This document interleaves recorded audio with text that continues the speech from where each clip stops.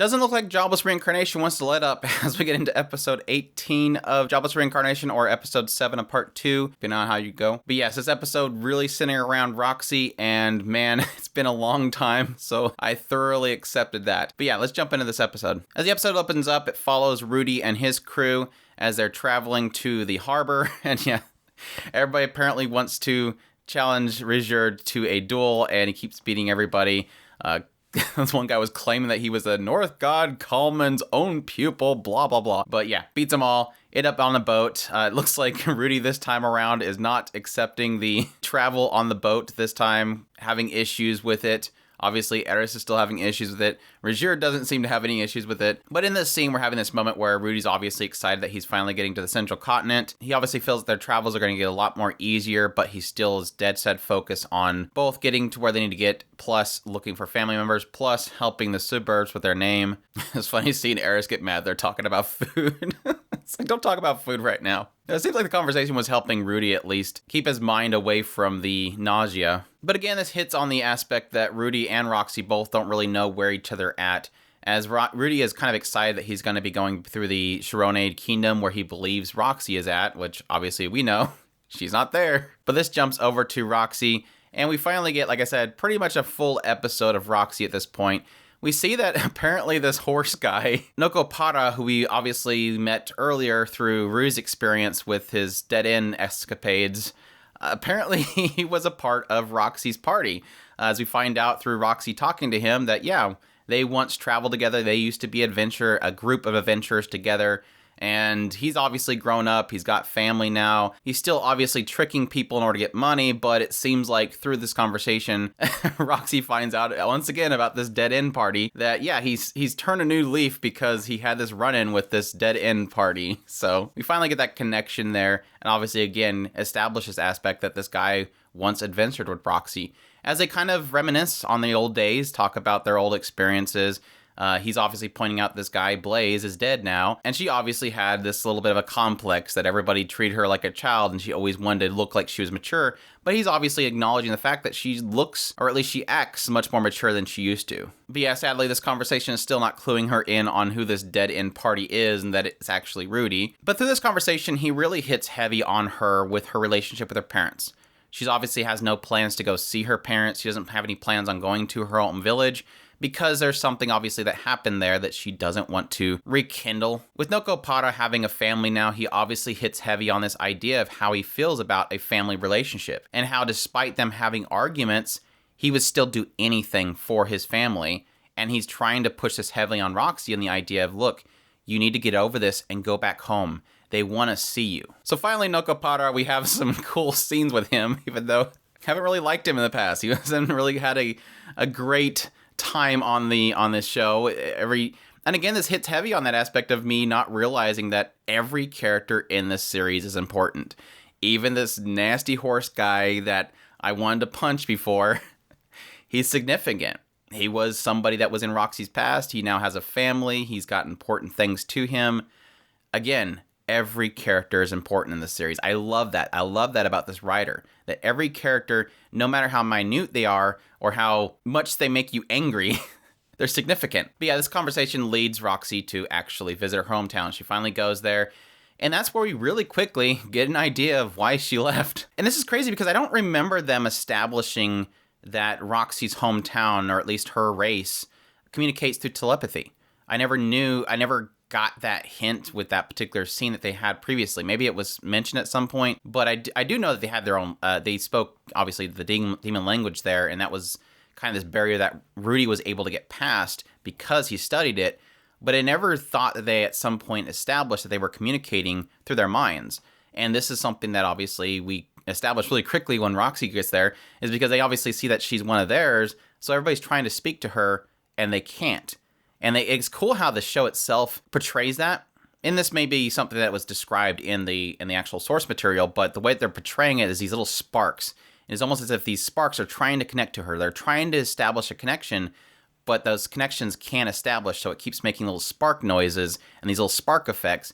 And then they realize they can't speak to her, that she's not responding. They look at her like an outsider, and they turn away and walk away. And I really did like how that immediately establishes this idea of her being alienated. Like, she can't communicate. And then later on, she runs into a bunch of children who are obviously playing, and then one of them falls down and scrapes their legs, and he goes and heals them, and they immediately stand up and the sparks go off again. They're all trying to communicate to this lady. Like, they don't understand. They've always communicated this way.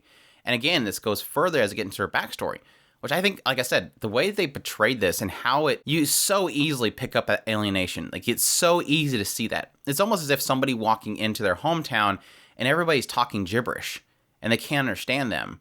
And everybody's like, they're talking gibberish, like, why can't you understand me?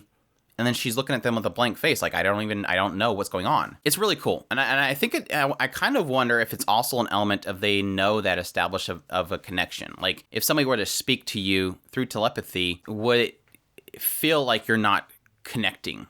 Like, they know that this isn't making a connection. Obviously, there's something wrong with this person. Obviously, they're not like us.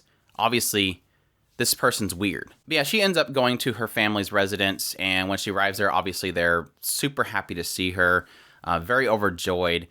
And this is, again, this is so good. The writing is so good. The moment she walks in the door, they speak to her. Obviously, they know Roxy can't communicate that way. They know, but they don't realize how quickly they alienate her, because the moment they welcome her in, they go over to the fire and they're happy to see Roxy, but they make a fatal mistake. And this is not of their own fault. I mean, this isn't intended malice. This isn't something they're doing because they want to hurt Roxy. They just are, it's just how they are. This is second nature to them. They walk over to the fire and they immediately switch back to their normal mode. They're talking to each other through their minds, and she can't see it. She can't hear it. She hears the sparks. And this quickly, like I said, it's unintentional, but they're alienating her immediately the moment that she walks in the door. And I'm like, this is, again, it sucks. It hurts. There's nothing like this. There's nothing like, especially by your own family. And yes, they're not doing it because they want to hurt her. It's just second nature. This is their nature. And they don't realize what they're doing. This scene encapsulated everything that Roxy's gone through. Like, they didn't even need to have the backstory. Like, this one scene right here encapsulated everything that Roxy was going through, and I love that for that. But yeah, obviously this hurts her. She immediately goes to leave. Like, look, I was just dropping by. I wasn't gonna stay here. They're like, wait, you can stay the night or something? No, I'm just leaving. Later, and that's when the mother starts breaking down. Like, she's like, I didn't want to do this. I'm sorry. I didn't want to cry when you came back, but I'm just doing it. The mother's obviously sad because this girl, she hasn't seen in forever, is finally back, and she's not going to stay. And this is the point in which Roxy obviously sees that they've kept everything they made for her. The book that she used to teach her words, this little horse thing that she made, all the stuff, the doll, everything's on the shelf still. They're still keeping the stuff that was so precious to Roxy, that they made for Roxy. Even though she's been gone for so long, she's always been there. And this obviously breaks Roxy, and she starts crying. But yeah, that's when we do get the backstory. Like I said, we didn't necessarily need it because of how well that was portrayed. But yes, we do get a backstory. We see that Roxy was born. They realized very quickly that she wasn't able to speak through the minds. And they started teaching her spoken word, teaching her how to speak. And eventually, the moment that Roxy goes out into the village and finds other kids, she can't speak to them. They're not talking to her. She immediately assumes that they're all just not wanting to talk to her. Like, everybody hates her. They're staring at her. Nothing's coming out. And that's when she gets the realization that, look, these people are different. I'm different than everybody else, and I'm only creating pain for my family. Everything my family's going through is because of me. And this drives her to leave. Just super heartbreaking, like super. It literally encapsulates the idea of somebody. I mean, it's almost like a deaf person. It's that isolation of almost like a person with a speech impediment or a person with hearing impediments. It's that idea that everybody speaks so comfortably with everybody. You're the only one that can't. You can't get those words out. You can't speak to them. You can't form this bond that everybody else has because you don't have that spoken connection. Really heartbreaking. Really, it's just everything about this really hurt. And I think it hurts more because it's the thing that breaks the family apart. And granted, at the end, they end up coming together, which is fantastic. Even though Roxy still has her kind of issues there, I think she came to a realization that despite that, her family still loves her. Her family still loves her in the end. Yeah, I forgot to mention that. That differences that we have is this idea of, oh, I'll come visit every 20 years. No, I'll come visit every 50 years. But yeah, later on, she wakes up the next morning and she's still going to leave. They have this little conversation between the three of them. And yeah, she's like, they're like, hey, you have to still have to leave? And she's like, yeah, I need to go find my apprentice that looks up to me. Like she stuttered, like, I have to look for my apprentice that looks up to me. And they're like, oh, now that you mention it, an apprentice of yours came by here recently. And yeah, he's part of this group. He's with this girl, Eris, and he's with this Superd. And she's like, wait, she's with a Superd?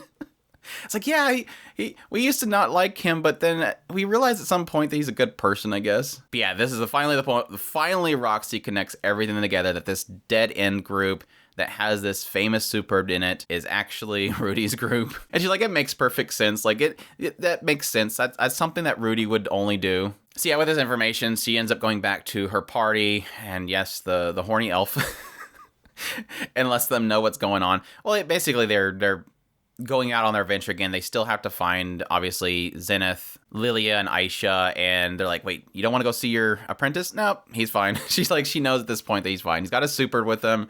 He's doing good. Still got to focus on getting those that might not be good. And granted, I think Zenith is not in danger, but I think it's still good for them to be able to find her. But yeah, overall, it's just so good. The show is just so good. Every single episode is so fantastic. And I forgot to mention earlier, but yeah, technically when they were on the boat, when Rudy was on the boat, he is talking about, yes, they still have to find these three. But he also mentions Sylphie, and he also mentioned Ghislaine. He's more concerned that Ghislaine is okay. He's hoping that she's okay. The assumption that she is okay, similar to Zenith, because they both are strong warriors. But he also mentions Sylphie. He mentions that Sylphie is still missing. So again, I don't remember them establishing that, so I'm guessing probably in his conversations with Paul had mentioned that Sylphie was included. He did technically mention the entire area is gone, like everybody's gone. They have to find everybody. So the assumption is that Sylphie is gone, so he could have found it out that way. But an interesting thing that kind of pointed out was that obviously Roxy knows that she is a king rank water mage, but she did mention the idea that despite being that, everybody expects her to be able to cast without incantations. So it is interesting to note that in the perspective of that's apparently something that is assumed with a king rank caster, I guess. Yeah, anyways, great episode. Loved it. Hope you guys enjoyed my impressions on it. If you did, leave a like down below. Comment. Let me know what you thought of the episode. Subscribe if you haven't already. Share this video if you can. Support us on Patreon if you can. Definitely appreciate everybody that can, and for all of your guys' support, and for you guys checking out my weekly videos on this particular series. With that said, y'all take care.